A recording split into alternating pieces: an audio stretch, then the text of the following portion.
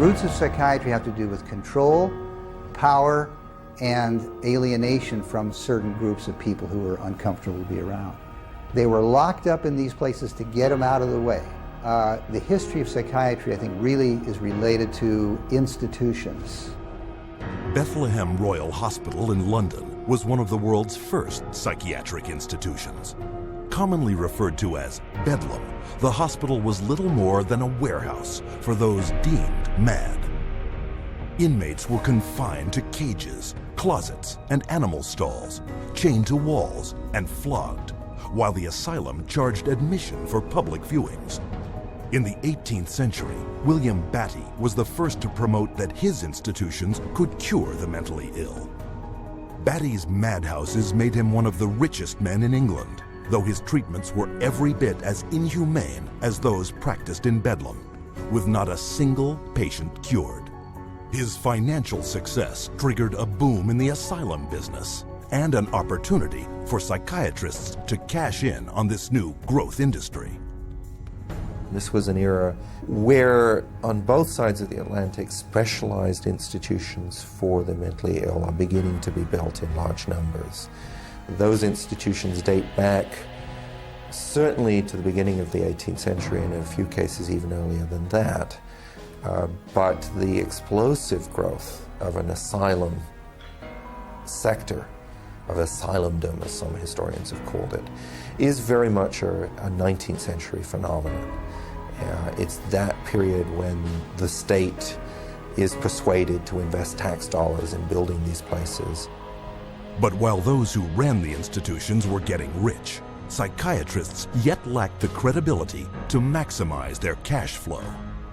In order to justify their profession, they needed to come up with these biological solutions, or they didn't have any profession. The only way for them to solve that was to attempt to start believing that these people that were suffering from emotional disorders was from a biological basis. Whatever was done to make this person more manageable would be simply called a treatment. And the sad reality is that many of these so-called treatments were, in essence, torture. The near-drowning devices that were developed in this period, for example, must have been appallingly frightening. For example, one device involved putting the patient into a coffin, closing the lid, and dumping it into a bath of water, and then opening it up and trying to revive the patient. There were a range of these things, and the mortality rate was very, very high. Psychiatrists next sought to give their practices credence by cloaking them in the language of medicine. Thus, each reckless experimental approach they tried was instead referred to as a medical model. Somebody who's really hyper and manic, if you're wrapped up in a cold sheet and dunked into some water, you're going to quit acting manic because that's a punishing treatment. But as soon as the symptoms started to go away, they started to believe that somehow by wrapping them up and dunking them in cold water, it was draining the toxics out of their body. So they built the medical model around that. Pushing the biological theory of mental illness a step further, an American, Benjamin Rush, put forth the idea that insanity was caused by too much blood in the head. The cure? Remove the blood by any means possible. Restraint, cold water, bleeding, even terror. And with that, a new medical model was created. Benjamin Rush was probably the most famous American physician of the Revolutionary era. Rush was known as the master bleeder. He bled his patients for madness. He also invented something called the tranquilizer. It's a chair that looks a little bit like an electric chair. The patient was confined in this apparatus, sometimes with cold water applied to his or her head, for some hours at a time, and Rush announces in a letter that he's invented this new contraption and dubbed it the tranquilizer. Rush's often lethal procedures were detailed in his 1812 textbook, which remained psychiatry's authoritative source for the next 70 years. He was so revered that in 1965, Rush was enshrined as the father of American psychiatry on the seal of the American Psychiatric Association.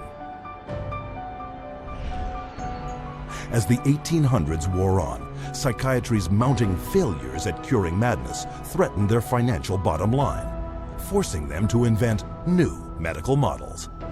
The cures promised were not delivered. So by the 1860s and 70s, a growing mood of pessimism was covering Europe and North America, that effectively the new institutions were ever growing in size, but not growing in their effectiveness. The 20th century brought more medical models.